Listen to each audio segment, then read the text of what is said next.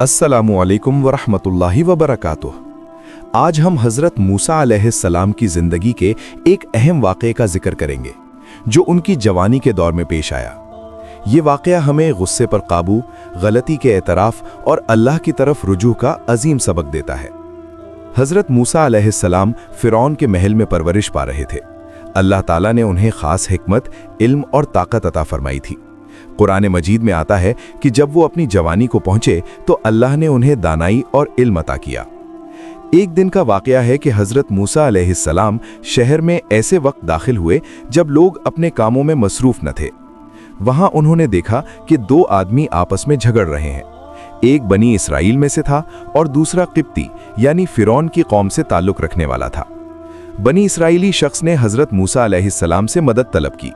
चूंकि हज़रत मूसा अलैहिस्सलाम खुद बनी इसराइल में से थे और जानते थे कि फ़िरौन की कौम उन पर जुल्म करती है, इसलिए वो इस मजलूम की मदद के लिए आगे बढ़े। उन्होंने झगड़े को ख़त्म करने के लिए मुदाखलत की। इस दौरान उन्होंने क़िब्ती को एक मुक्का मारा। ये वार जानबूझकर कत्ल के इरादे से नहीं था, लेकिन वो शख्स गिर पड़ा और उसकी जान चली गई। ये वाक़या अचानक पेश आया। हज़रत मूसा अलैहिस्सलाम को फ़ौरन एहसास हुआ कि ये मामला संगीन हो गया है। कुरान मजीद में है कि उन्होंने फ़ौरन कहा, ये शैतान का काम है, बेशक वो खुला दुश्मन है।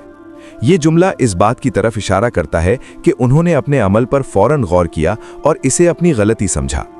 उन्होंने फ़ौरन अल्लाह ताला से दुआ की, ऐ मेरे रब, मैंने अपनी जान पर जुल्म किया, मुझे मुआफ़ फरमा।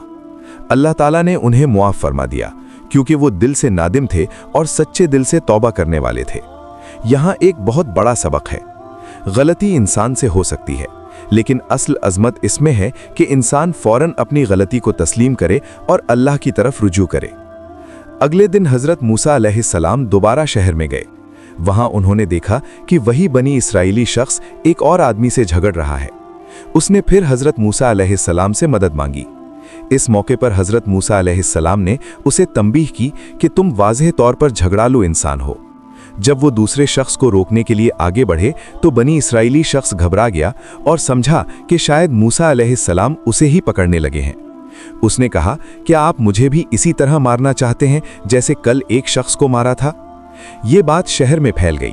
अब फ़िरौन के दरबार तक खबर पहुंच चुकी थी कि क़िब्ती की मौत का जिम्मेदार कौन है।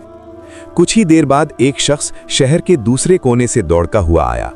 उसने हज़रत मूसा अलैहिस्सलाम को खबरदार किया कि दरबार में आपके खिलाफ मशवरा हो रहा है, वो आपको गिरफ्तार करना चाहते हैं, इसलिए फ़ौरन यहाँ से निकल जाएं। ये लम्हा हज़रत मूसा अलैहिस्सलाम की ज़िंदगी का एक बड़ा मोड़ था। उन्होंने फ़ौरन अल्लाह पर भरोसा किया और दुआ की, ऐ मेरे रब, मुझे जालिम कौम से निजात अता फरमा।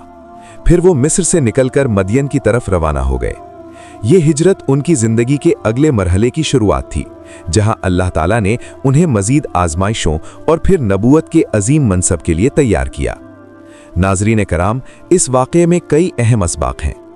पहला सबक, गुस्सा इंसान को नुकसान पहुंचा सकता है, इसलिए हमें अपने जज्बात पर काबू रखना चाहिए। दूसरा सबक, अगर गलती हो जाए तो फ़ौरन अल्लाह से मुआफ़ी मांगनी चाहिए। सच्ची तौबा इंसान को बुलंद मकाम अता करती है। तीसरा सबक, अल्लाह ताला अपने नेक बंदों को आजमाइशों से गुजारकर उनको अजीम जिम्मेदारियों के लिए तैयार करता है। हज़रत मूसा अलैहिस्सलाम का ये वाक़या हमें ये भी सिखाता है कि कभी कभी एक मुश्किल वाक़या इंसान की ज़िंदगी का रुख बदल देता है। अगर वो वाक़या पेश ना आता तो शायद हिजरत ना होती, और अगर हिजरत ना होती तो मदियन का दौर ना आता, और आगे चलकर कोहे तूर का अजीम मंजर भी ना आता। लिहाजा हर आजमाइश के पीछे अल्लाह की हिकमत होती है। आखिर में दुआ है कि अल्लाह ताला हमें भी अपनी गलतियों को पहचानने, सच्ची तौबा करने और सही रास्ता इख्तियार करने की तौफीक अता फरमाए। अगर आपको ये वीडियो पसंद आए तो इसे लाइक करें, शेयर करें और चैनल को सब्सक्राइब करना ना भूलें। अस्सलामु अलैकुम वरहमतुल्लाहि वबरकातुहू।